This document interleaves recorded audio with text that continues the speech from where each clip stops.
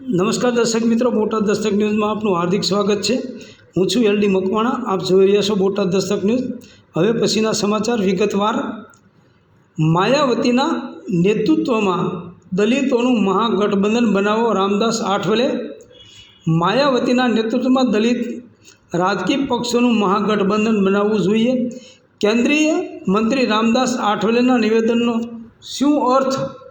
Republican party of India આઠવલેના પ્રમુખ અને કેન્દ્રમાં નરેન્દ્ર મોદી સરકારમાં સામાજિક ન્યાય અને અધિકારિતા રાજ્યમંત્રી રહેલા રામદાસ આઠવલે એ દેશમાં દલિત રાજકારણને એક કરવાની હિમાયત કરી છે। તેમણે કહ્યું કે જો ભવિષ્યમાં દલિત રાજકીય પક્ષોનું કોઈ ગઠબંધન બને તો તેનું નેતૃત્વ બહુજન સમાજ પાર્ટીના વડા માયાવતીએ કરવું જોઈએ। રામદાસ આઠવલેના આ નિવેદનને યુપીના રાજકારણ સાથે જોડવામાં આવી રહ્યું છે। હકીકતમાં યુપી ચૂંટણી 2027 પહેલાં દલિત રાજકારણ વિશે ઘણી ચર્ચા શરૂ થઈ ગઈ છે। અખિલેશ યાદવના પછાત દલિત લઘુમતી એટલે કે પીડીએ રાજકારણના તોડ તરીકે દલિતોમાં માયાવતી ફરીથી મજબૂત બની રહ્યાની ચર્ચા તેજ બની છે। ત્યારે આઠવલેના આ નિવેદનથી દલિત રાજકીય પક્ષોના મહાગઠબંધનની ચર્ચાએ જોર પકડ્યું છે। રામદાસ આઠવલે તેમની અલગ ભાષણ શૈલી અને સ્પષ્ટ અભિપ્રાય માટે જાણીતા છે। યુપી ચૂંટણી પહેલાં તેમણે માયાવતીને દલિતોના નેતા કહીને મોટો દાવ રમ્યો છે।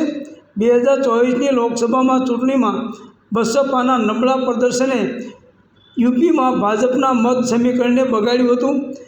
એ બીએસપીને વોટ બેંક કોંગ્રેસના નેતૃત્વવાળા ઇન્ડિયા ગઠબંધનમાં ગઈ હતી। હવે આઠવલે માયાવતીને આ વોટ બેંકનું નેતૃત્વ કરી તેની જવાબદારી સંભાળવાની વાત કરતાં દલિત રાજકીય પક્ષોના મહાગઠબંધનની ચર્ચાએ જોર પકડ્યું છે।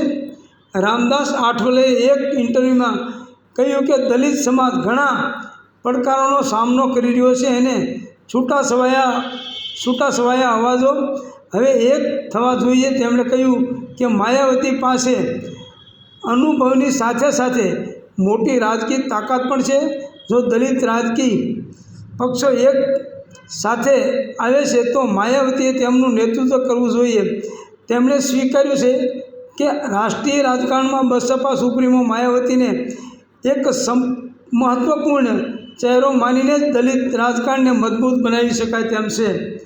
રામદાસ આઠવલેએ એમ પણ કહ્યું કે બંધારણે દલિત સમાજને અધિકારો અને અનામત આપ્યા છે, પરંતુ તેમ છતાં દેશના ઘણા ભાગોમાં ભેદભાવ અને અન્યાયની ઘટનાઓ હજુ પણ સામે આવી રહી છે। તેમણે કહ્યું કે દલિતોનો એક મોટો વર્ગ તેમના અધિકારો અને સન્માન માટે લડી રહ્યો છે। તેમણે એમ પણ ઉમેર્યું કે કોંગ્રેસ અને ભાજપ જેવા મોટા પક્ષોમાં દલિત નેતાઓની હાજરી છે, પરંતુ દલિત સમાજનો સ્વતંત્ર રાજકીય અવાજ હજુ પણ નબળો છે। 2016માં ભાજપ સાથે જોડાણ કરવાના નિર્ણય અંગેના પ્રશ્નના જવાબમાં રામદાસ આઠવલેએ કહ્યું કે મને લાગે છે કે વડાપ્રધાન નરેન્દ્ર મોદી દલિત સમાજ માટે કામ કરવા માગતા હતા। તેમની સરકારે દલિતોના હિતમાં ઘણી યોજનાઓ શરૂ કરી છે। આઠવલેએ તેમની ભાગીદારીને સકારાત્મક અને દલિતોના હિતમાં ગણાવી। તેઓ ભાજપ સાથેના જોડાણને દલિતો અને પછાત વર્ગો માટે યોગ્ય ગણાવતા જોવા મળ્યા હતા।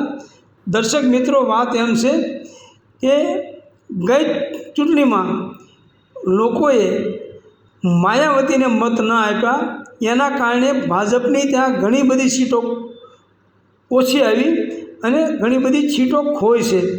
જો દલિતો માયાવતીને મત આપે તો માયાવતીને મત મળે, પણ માયાવતી જીતે નહીં અને ભાજપ જીતી જાય એવી પરિસ્થિતિ થાય એવી ચાલ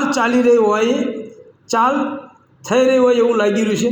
કારણ કે આઠવલેજી મૂળ તો ભાજપ પાર્ટી સાથે સંગઠનમાં છે, એટલે વાત કદાચ આવી પણ બની શકે। બોટાદ દસ્તક ન્યૂઝ, LD મકવાણા, બોટાદ।